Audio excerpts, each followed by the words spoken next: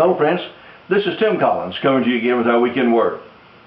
I am a little bit disturbed that in the modern church world we don't see very many actual miracles, and we've gotten to the point where we either manufacture miracles or we simply call anything that's an unexpected blessing a miracle in order to compensate for the simple fact we haven't received a miracle from God lately.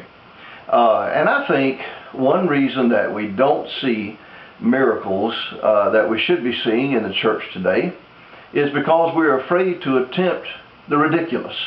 You see, in order for us to see the miraculous, we must attempt the ridiculous when God tells us to.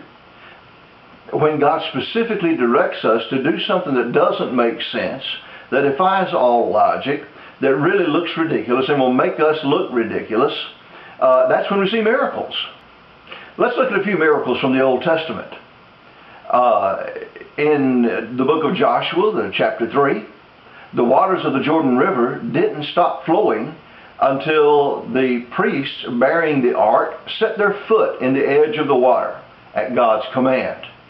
It was just ridiculous. Carry the Ark of the Covenant out into the middle of a flooded river. That's what God told them to do. They did it. It was ridiculous, but they saw the miraculous.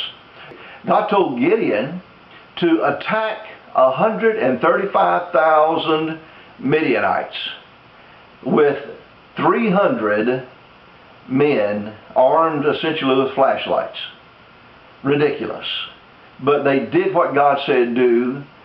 They looked ridiculous, but they won the battle. They saw a miracle. In the New Testament, Jesus took two small fish and 5 loaves of bread and broke them and gave them to his disciples to distribute to 5,000 men plus women and children, probably 10,000, 20,000 people. Ridiculous. Each disciple had just food that he could hold in his hands, and he's going to feed his share of 5,000, 10,000, 20,000 people. Ridiculous. But as they began to distribute it, it began to multiply right before their eyes, and they saw the miraculous because they dared to attempt the ridiculous. In Matthew chapter 17, this is one of my wife's favorite stories. God told Peter to go catch a fish, look in his mouth, and pull out a 4 drachma coin so that he could pay the temple tax for Peter and Jesus. That's ridiculous. Just go catch a fish and pull the coin out of his mouth. Peter went fishing, looked in the fish's mouth, got the coin out, and went and paid the tax. Anytime God wants to show us the miraculous, He will challenge us to do the ridiculous. Because by definition, if it could happen naturally, it's not a miracle. If it can naturally occur, it's not a miracle. Miracles defy the laws of nature, the laws of physics. That's why they're miracles.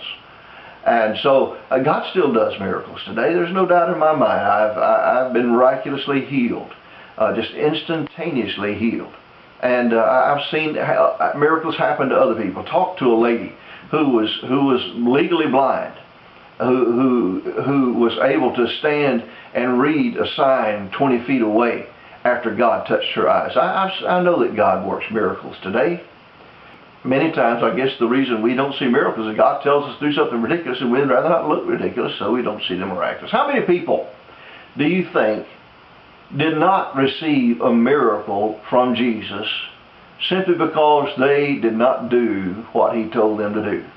Their stories aren't recorded in the Bible because they don't matter. They disobeyed Jesus, they didn't get a miracle, and they went away complaining.